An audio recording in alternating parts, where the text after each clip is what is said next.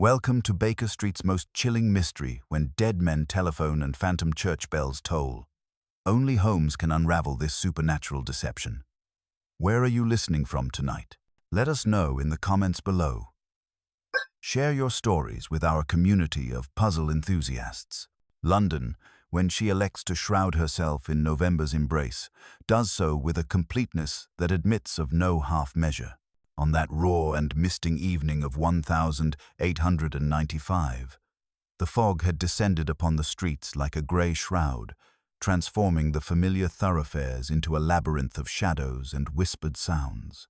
The gas lamps burned as pale sentinels through the gloom, and the hansom cabs rolled past Baker Street with their wheels whispering secrets on the wet cobblestones. It was precisely the sort of evening that seemed to invite mystery, and for those who make their living unraveling the darkest puzzles of human nature, such weather held a peculiar promise. In our comfortable lodgings at 221 B Baker Street, I found myself grateful for the warmth of our hearth and the familiar comfort of my friend's presence. Sherlock Holmes lay stretched upon the settee, his long, angular frame folded with that peculiar grace that marked all his movements. His hawk-like profile was thrown into sharp relief by the dancing flames, and his grey eyes, though half-closed, held that alert quality I had learned to recognize as the outward sign of intense mental activity. The violin rested across his knees, like a sleeping companion, and for the past quarter hour he had maintained that perfect stillness, which indicated his mind was engaged in one of those elaborate processes of reasoning that so often preceded our most challenging cases. The sharp, official rap upon our door came with such sudden authority that even Holmes, accustomed as he was to unexpected visitors, started slightly. Before Mrs. Hudson could complete her ascent of the 17 steps, caller with that uncanny precision that never ceased to astound me. "Lestrade," he announced, settling back into his contemplative pose. And in considerable agitation, "If the urgency of his knock is any indication, pray admit him, Mrs. Hudson," he called, raising his voice slightly. "He has been standing upon our threshold for precisely 8 seconds, and his patience, never his strongest virtue, is rapidly approaching its limit." Detective Inspector Lestrade of Scotland Yard entered with his characteristic air of compressed energy, though on this occasion the lines of anxiety were drawn deeper across his weathered features than I had observed in many months. His usually immaculate appearance showed signs of haste. His overcoat bore traces of moisture that spoke of rapid movement through the fog-laden streets, and his typically steady hands betrayed a slight tremor as he removed his bowler hat. "Evening, Mr. Holmes, Dr. Watson," he said, his voice carrying an undertone of strain that immediately captured my attention. "I pray you'll forgive the lateness of the hour, but we have a situation that defies all rational explanation. A crime, if crime it be, that would challenge the very foundations of logical investigation." Holmes gestured toward the chair opposite his own with a slight movement of his long fingers. "I am entirely at your service, Lestrade. Your coat is damp to the shoulders, indicating you have traveled some distance through this evening's fog. The slight discoloration on your right cuff suggests contact with newsprint you have been consulting the evening papers, no doubt seeking some precedent for whatever extraordinary circumstances have brought you to our door. Pray, enlighten us." Lestrade settled into the offered chair and spread his hands toward the fire's warmth before beginning his extraordinary tale. "Sir Nigel Statham," he commenced, producing a leather notebook from his inner pocket. "Shipowner, financier, and one of London's most prominent philanthropists. You may have read his name in connection with various charitable endeavors, particularly his generous support of Anselm's Church in Bloomsbury. He was found dead this evening in his private study at Statham House, under circumstances that would strain the credulity of the most imaginative novelist." Holmes's eyes brightened with that cold fire that indicated his professional interest had been thoroughly aroused. "Pray continue, Inspector." I assume the circumstances of Sir Nigel's demise were somewhat more complex than a simple case of natural death. Complex does not begin to describe it, Mr. Holmes. Lestrade consulted his notes with the methodical precision that, despite his limitations, made him a competent officer. Sir Nigel was discovered at 9:20 this evening, seated in his favorite armchair before a well-laid fire. Dr. Templeton, the family physician, pronounced death by apoplexy, estimating the time of death between 9 and 9:20. The study door was locked from the inside, the key remaining in the ward. All windows were securely latched, and there was no sign of struggle or disturbance. "A locked room mystery," I interjected, feeling that familiar stirring of excitement that accompanied the beginning of one of our more challenging cases. Surely not unprecedented, though always intriguing. "Ah, but that is merely the beginning, Watson," Holmes murmured, his gaze fixed intently upon Lestrade's face. "I perceive there are additional elements to this puzzle that elevate it beyond the merely unusual." Lestrade's expression grew even more troubled as he continued his account. At precisely 9:45, a full 25 minutes after Dr. Templeton had pronounced Sir Nigel dead, Mr. Gideon Farr, the deceased's solicitor, received a telephone call at his residence in Lincoln's Inn. The call was placed through the Martin's Exchange and duly recorded by the operator, Miss Ada Bartlett. According to Mr. Farr's sworn statement, the voice was unmistakably that of Sir Nigel Statham. The implications of this statement struck me with considerable force. Good heavens, Lestrade, are you suggesting that a dead man placed a telephone call? I am suggesting nothing, Dr. Watson. I am merely reporting the facts as they have been presented to me. Mr. Farr states that Sir Nigel's voice, though speaking in unusually low tones, was perfectly clear. The message was brief but specific. Farr, the ledger be burn it at once. The bells must speak for Edmund. The line then went dead. Holmes had risen during this recitation and now stood with his back to the fire, his tall frame casting a long shadow across our sitting room. "The bells must speak for Edmund," he repeated slowly, as though tasting each word. A most intriguing phrase, and I assume this telephonic communication from the deceased was not the conclusion of the evening's impossibilities. Indeed not, Mr. Holmes. 10 minutes after Mr. Farr received his mysterious call. At 5 minutes to 10 by the parish clock, the bells of Anselm's church began to toll. Not the simple single strokes that mark the hours, but a complex quarter peal, muffled as though for morning. The Reverend Abel Weeks was conducting a parish meeting in the vestry at the time, accompanied by the verger and one of the churchwardens. They were astonished by the unexpected tolling and immediately rushed to investigate. "And what did they discover in the bell tower?" Holmes inquired, though his tone suggested he had already anticipated the answer. "The belfry was locked from within, Mr. Holmes. The keys remained in the verger's possession, and no one had passed them during the evening. When they finally gained entry through the triforium using a borrowed ladder, they found the bell chamber empty. The ropes were still swaying gently, as though recently used, but there was no human presence to account for the ringing. I found myself leaning forward in my chair, caught up despite my medical training in the sheer impossibility of the events Lestrade was describing. But surely there must be some mechanical explanation, some device that could cause the bells to ring without human intervention. The Reverend Weeks was most emphatic on that point, Dr. Watson. Sir Nigel had paid for the complete rehanging of the bells the previous year, but had specifically forbidden any mechanical chiming apparatus. He took great pride in the church's traditional bell ringers and would not have their skill replaced by machinery. Holmes had begun that familiar pacing that indicated his mind was working at its most intense level. And was this remarkable symphony of impossibilities complete, Lestrade? Or do you have additional marvels to share? There is one final detail, Mr. Holmes, which may prove significant.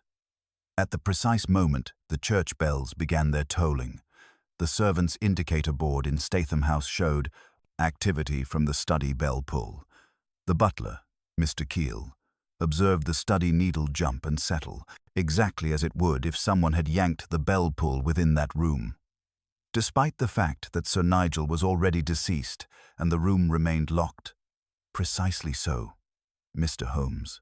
I had stationed a constable at the study door immediately after Dr. Templeton's examination. No one entered or left that room between the time of death and the mysterious bell signal. Holmes paused in his pacing and fixed Lestrade with that penetrating stare that had unnerved countless criminals.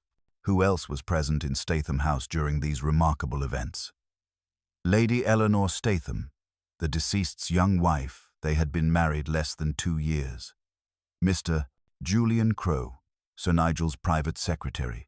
Miss Beatrice Vale, the deceased's niece, who had been residing in the household since her mother's death. The usual complement of servants, the butler, Keel, a housemaid, cook and footman.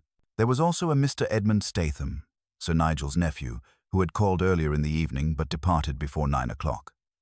Holmes returned to his position before the fire, his grey eyes reflecting the flames with an intensity that suggested his mind had already begun to penetrate the seemingly impenetrable mystery. You have presented me, Lestrade, with a most elegant puzzle.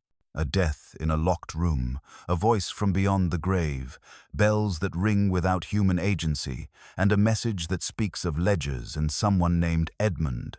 Each element appears impossible when considered individually, yet together they form a pattern that suggests a most elaborate and carefully orchestrated deception.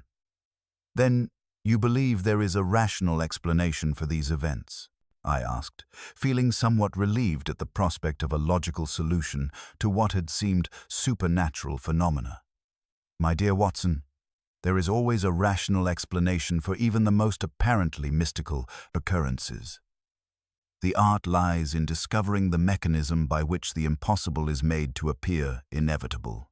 In this case, we have someone who has gone to considerable trouble to create the illusion of communication from the dead, utilizing the natural human tendency toward superstition and the inherent drama of church bells. Holmes turned to Lestrade with that slight smile that indicated his professional interest had been thoroughly engaged.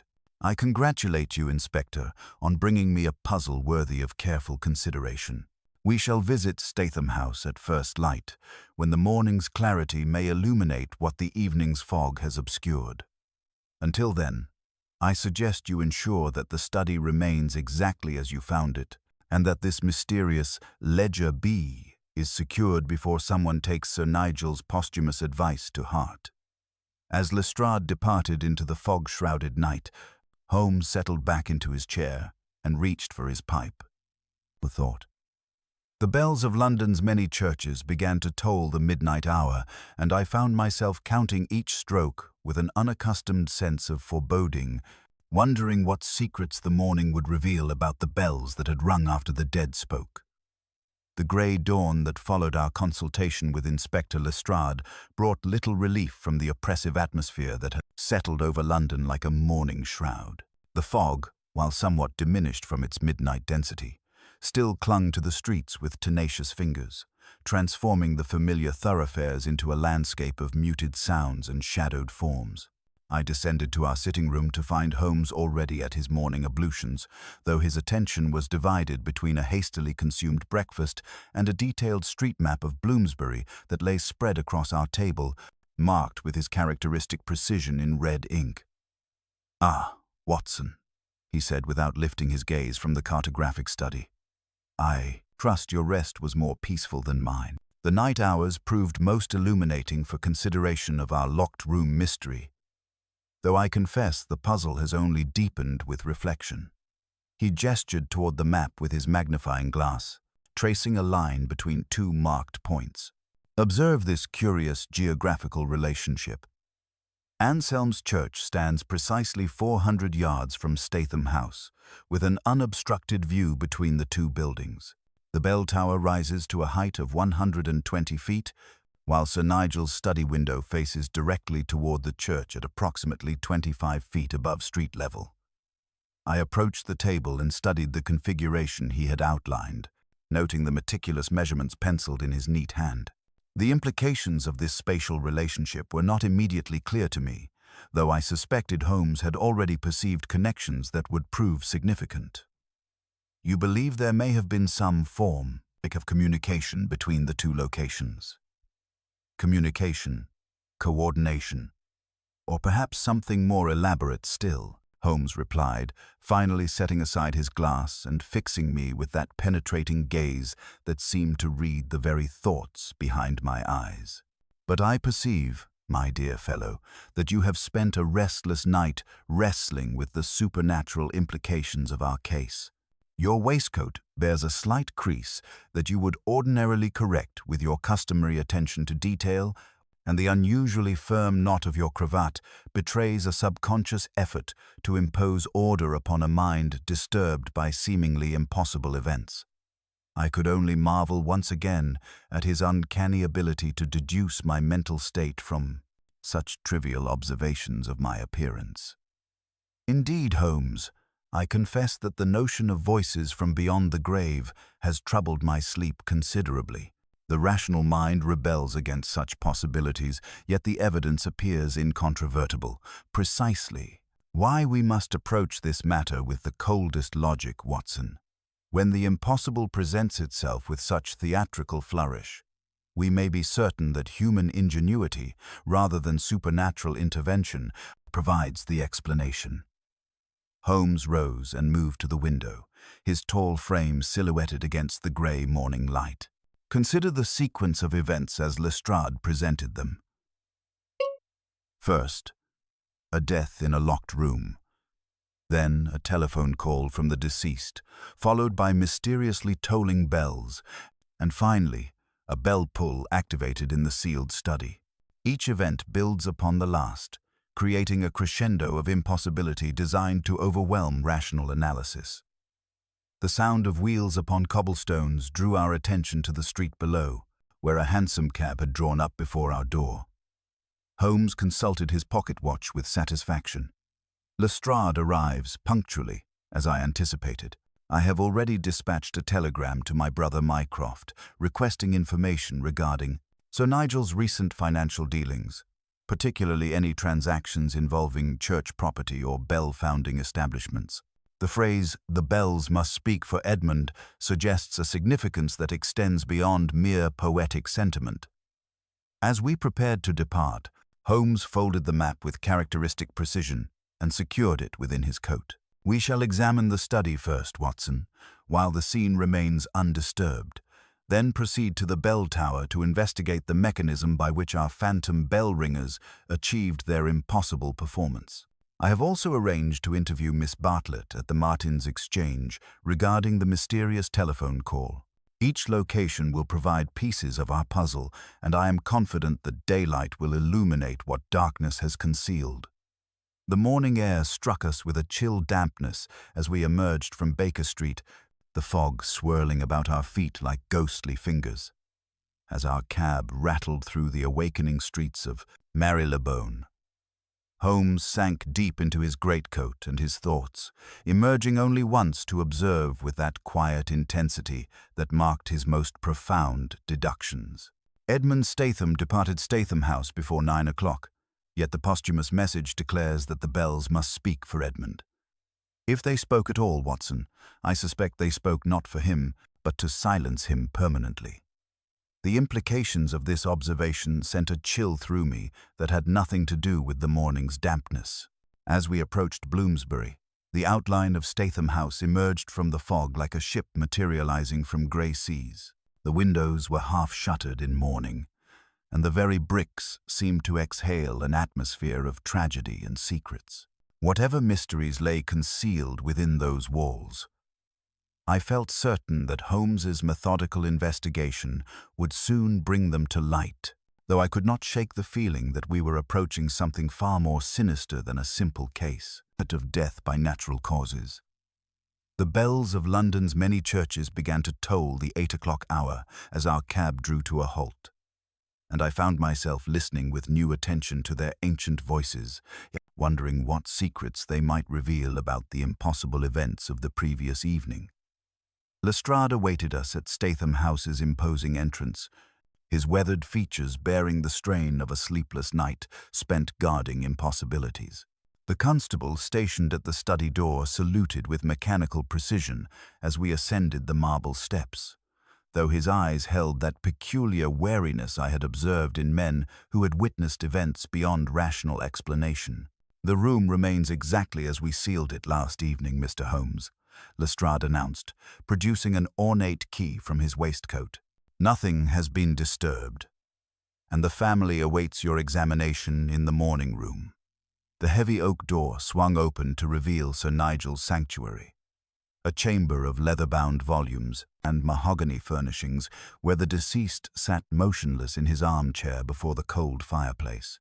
Holmes stepped across the threshold with reverent precision, his keen eyes immediately drawn to details invisible to lesser observers. He approached the tall windows first, his magnifying glass emerging as he examined the latches. "Observe, Watson, traces of paraffin oil upon this sash, and note the fresh scoring on the bell wire where it disappears behind the skirting." Kneeling beside the Persian carpet, he lifted one corner to reveal a shallow groove pressed into the underlying floorboards.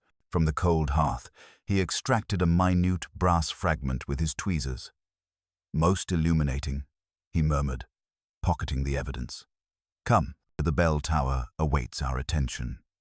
The short walk from Statham House to Anselm's Church provided Holmes with additional opportunities for observation, his sharp eyes cataloguing every detail of the route between the two buildings.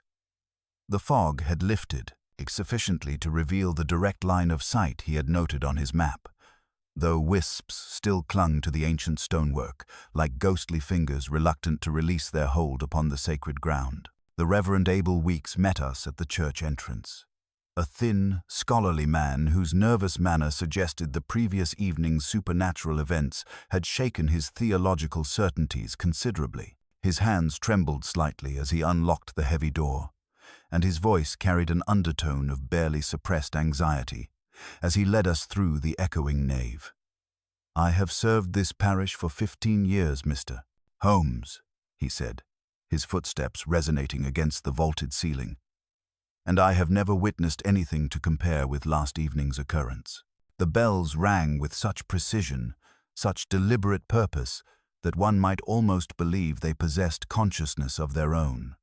He paused before a memorial tablet bearing the Statham family crest. "Sir Nigel was most generous to our church."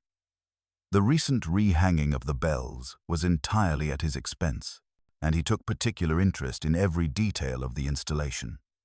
The narrow stone staircase that wound upward into the tower tested our endurance as we climbed toward the bell chamber, the ancient steps worn smooth by centuries of bell ringers' feet. Holmes examined the walls as we ascended, his magnifying glass revealing fresh scratches in the mortar and, most tellingly, traces of graphite upon the lock mechanism at the chamber entrance. "Most curious," he murmured, producing his lockpicks. "This mechanism has been recently lubricated and modified." The door yielded to his expert manipulation, revealing the bell chamber where 8 magnificent bronze bells hung in perfect symmetry above us. Holmes moved immediately to examine the bell ropes with meticulous care, his fingers detecting traces of resin and beeswax upon the strands. Near the largest bell, he knelt beside a wooden beam and extracted a small brass fragment with his tweezers, holding it to the light with evident satisfaction. "Observe, Watson, this fragment matches precisely the filing marks on this pulley wheel. Someone has installed a mechanical timing device designed to operate these bells according to a predetermined sequence." His grey eyes gleamed with professional triumph.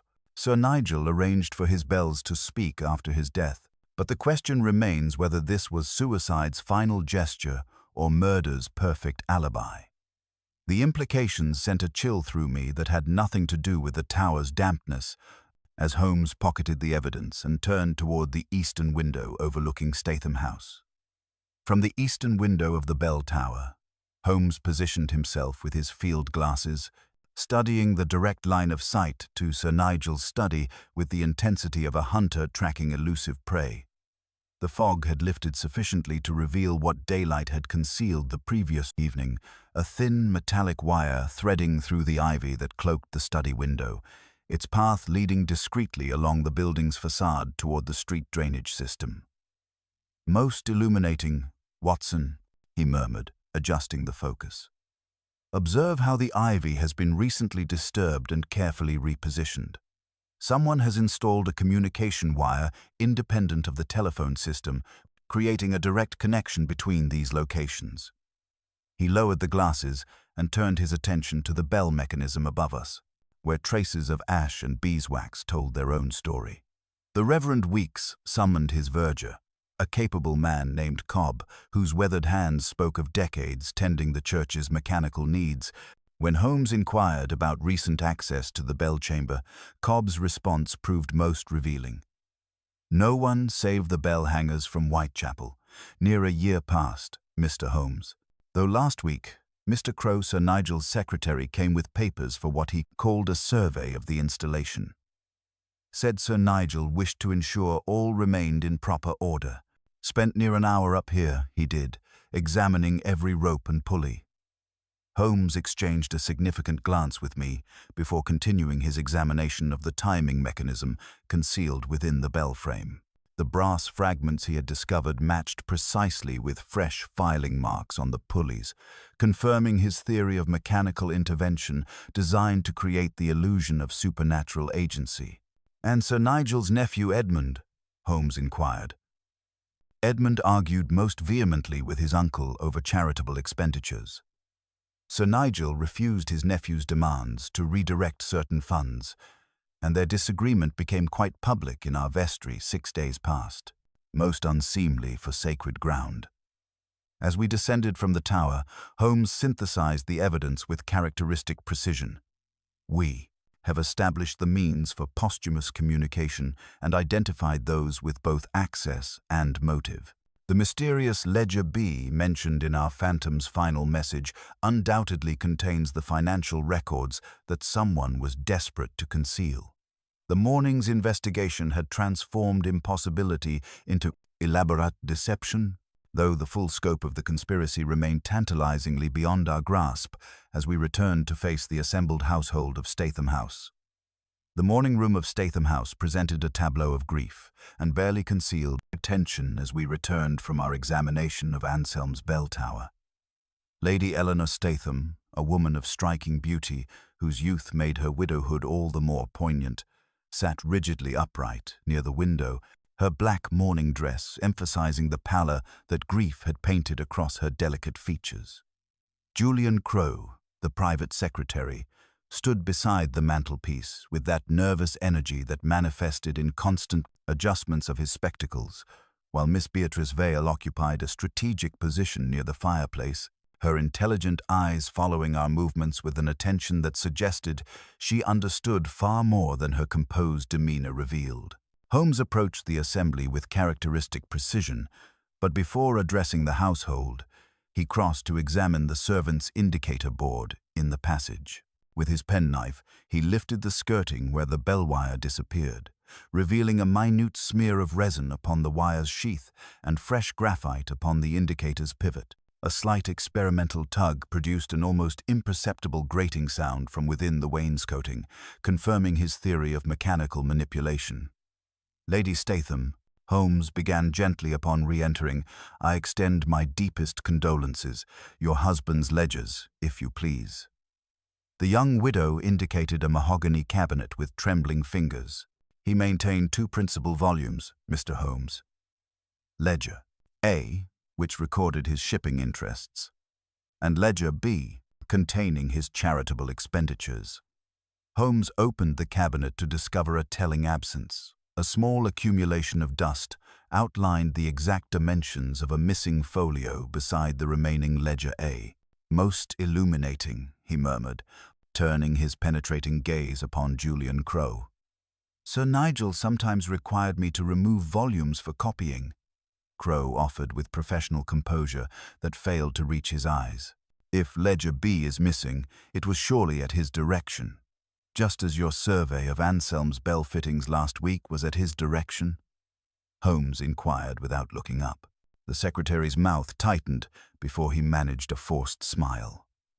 Butler Keel, when summoned, proved more forthcoming. Crow requested a flask of paraffin oil 2 evenings past, sir, claiming Sir Nigel disliked the sticking study window sash. Miss Vale's testimony proved equally revealing. I observed the study lamp dim at 9:15. Uncle, accompanied by a faint metallic sound, like wire drawn across wood. Then came those impossible bells. Holmes nodded with satisfaction, though I detected that flicker in his grey eyes that suggested he recognized the obvious suspect being presented was perhaps too convenient. Edmund Statham's financial difficulties and his heated departure provide compelling motive, yet something in this neat arrangement troubles my detective instincts. Watson. Holmes's expression grew increasingly thoughtful as he absorbed the testimonies, his keen mind clearly detecting the careful orchestration beneath the surface chaos. The evidence points too neatly toward Edmund, Watson. In my experience, when a solution presents itself with such theatrical completeness, we must examine not what it reveals, but what it conceals. He turned to Lestrade with characteristic decisiveness. We shall visit the Martins Exchange immediately.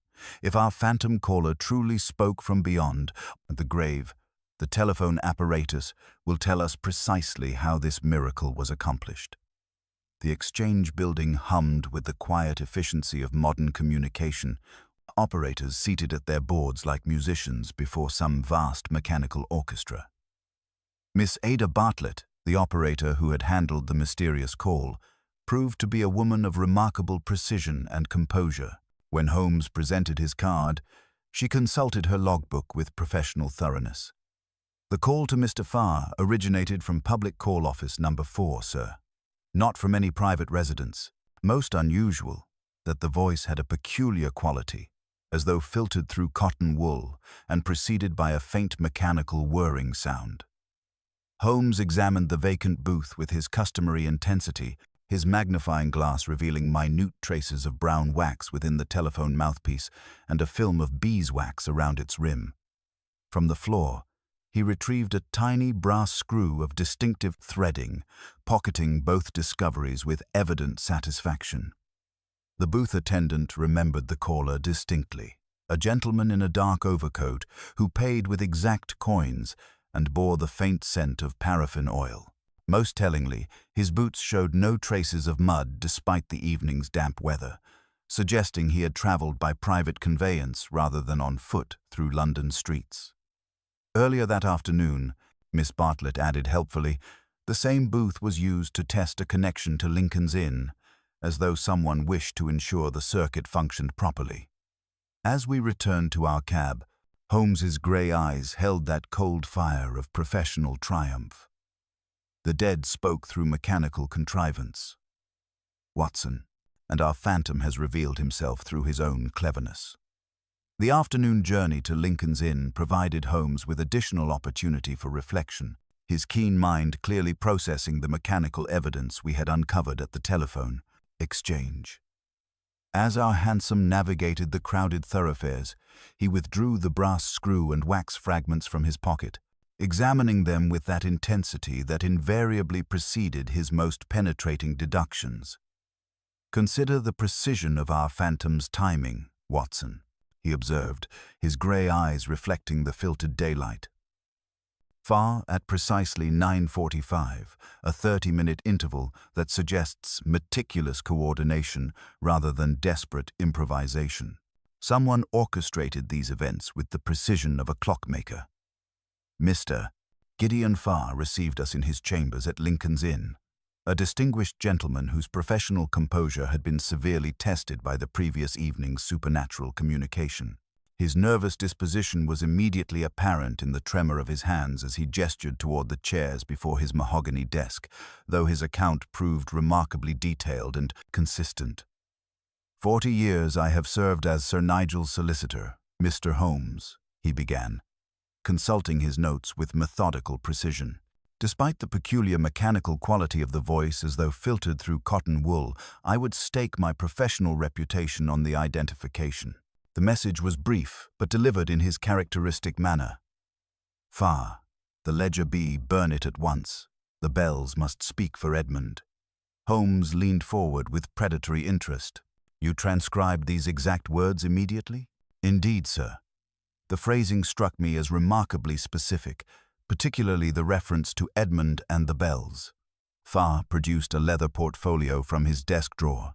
There is another matter, Mr. Holmes. 1 week ago, Sir Nigel entrusted me with this sealed envelope, with explicit instructions that it be opened only upon notification of his death. The envelope bore Sir Nigel's distinctive seal in red wax, which Holmes examined minutely through his magnifying glass before nodding his approval. The seal appears genuine and undisturbed. Pray open it, Mr. Farr. Within lay a single brass key and a memorandum in Sir Nigel's bold handwriting, directing that ledger B be retrieved from the wall safe in his study and conveyed to Farr's custody immediately upon his demise. The document bore the previous day's date, suggesting Sir Nigel had anticipated his death with disturbing accuracy. Yet, you have not received this ledger, Holmes inquired, though his tone suggested he already knew the answer. No, Mr. Holmes. I assumed the household had been too distraught to attend to such matters immediately. Holmes pocketed the key with evident satisfaction. A man who expects natural death does not conceal documents that only living hands can retrieve, Watson. We must examine this wall safe without delay. The return journey to Statham House found Holmes in that state of controlled excitement that marked significant progress in his investigations. Upon our arrival, he requested that Lady Eleanor provide the combination to Sir Nigel's wall safe, which she supplied with trembling accuracy despite her obvious distress. The iron door swung open to reveal an orderly arrangement of legal documents and financial papers, but the lower shelf told a more intriguing story. A rectangular gap in the accumulated dust marked precisely where a folio had recently reposed, while beside it lay 2 narrow troughs impressed in the dust as though by cylindrical objects placed parallel to each other. Holmes examined these impressions with his customary thoroughness, then produced the tiny brass screw recovered from the telephone booth.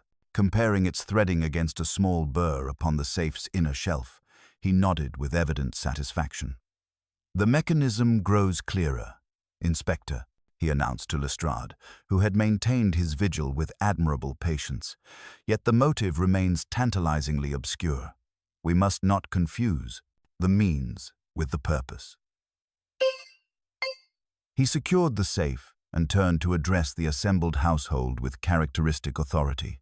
I shall require that all members of this household remain available for further inquiries today. The truth of Sir Nigel's death lies within these walls, and I am confident it will soon reveal itself. As we departed the study, Holmes's expression carried that cold satisfaction of a hunter who had successfully tracked his quarry's spoor, though I sensed he was still assembling the final pieces of what promised to be an extraordinarily complex puzzle. Holmes had scarcely secured the safe when urgent footsteps echoed from the passage below. Butler Keel appeared, his face flushed with exertion and alarm. Mr. Holmes, sir, a fire in the scullery range. Most peculiar circumstances, sir. The dampers were deliberately opened wide.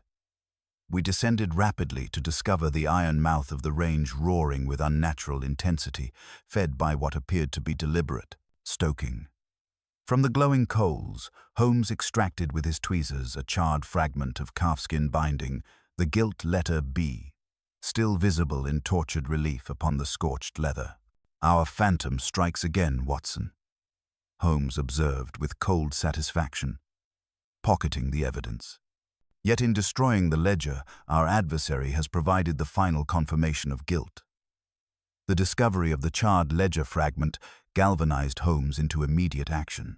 His grey eyes swept the assembled household with that cold intensity that marked the final phases of his investigations, while the acrid smoke seemed to underscore the desperation of their adversary's latest gambit. The destruction of this ledger within hours of our inquiry confirms both its significance and the guilt of its destroyer, Holmes announced with quiet authority. Our phantom has revealed themselves through panic, Watson. He turned to Lestrade with characteristic precision. Post your men at every exit, Inspector. No one leaves without examination. His voice carried the confident tone of a hunter who had successfully cornered his quarry. The bells shall ring once more before this day concludes.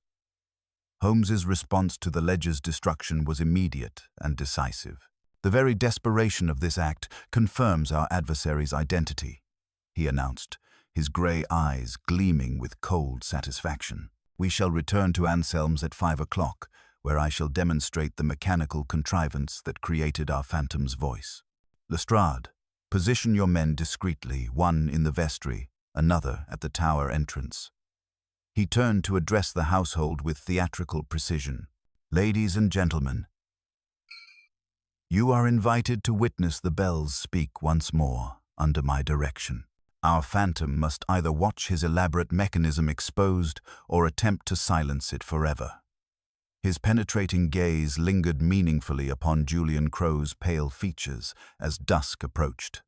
The evening, shadows lengthened across Anselm's nave as Holmes led our solemn procession toward the bell tower, the assembled household following with that mixture of dread and fascination that marks the approach of truth. Lady Eleanor's widow's weeds rustled against the ancient stones, while Julian Crow's nervous energy betrayed itself in his constantly adjusting spectacles and darting glances toward the tower entrance. Observe the mechanism that gave voice to the dead, Holmes announced, ascending to the bell chamber where he revealed the ingenious timing device concealed within the frame wax cylinders, treated cords, and measured pins that could reproduce Sir Nigel's voice with mechanical precision.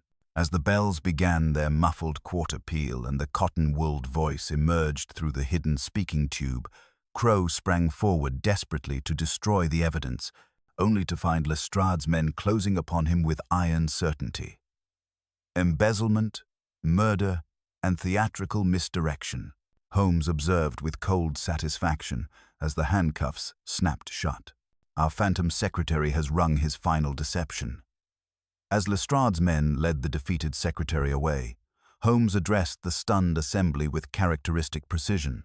Crow poisoned Sir Nigel's brandy with digitalis, inducing fatal cardiac arrest precisely 30 minutes later. The elaborate supernatural charade served multiple purposes: establishing natural death in a locked room, providing Crow an alibi at the telephone exchange, and directing suspicion toward Edmund. The phantom voice was a wax cylinder recording played through cotton-packed apparatus, while clockwork timing devices triggered both the church bells and study bell pull via his concealed wire system. The paraffin oil lubricated this mechanism, not the window sash, as claimed. Embezzlement from Ledger B provided the motive Sir Nigel's planned audit would have exposed Crow's theft of £3,000. Holmes retrieved his pipe with quiet satisfaction. The dead do not speak, Watson. The living merely contrive elaborate deceptions, betrayed ultimately by their own theatrical ambitions.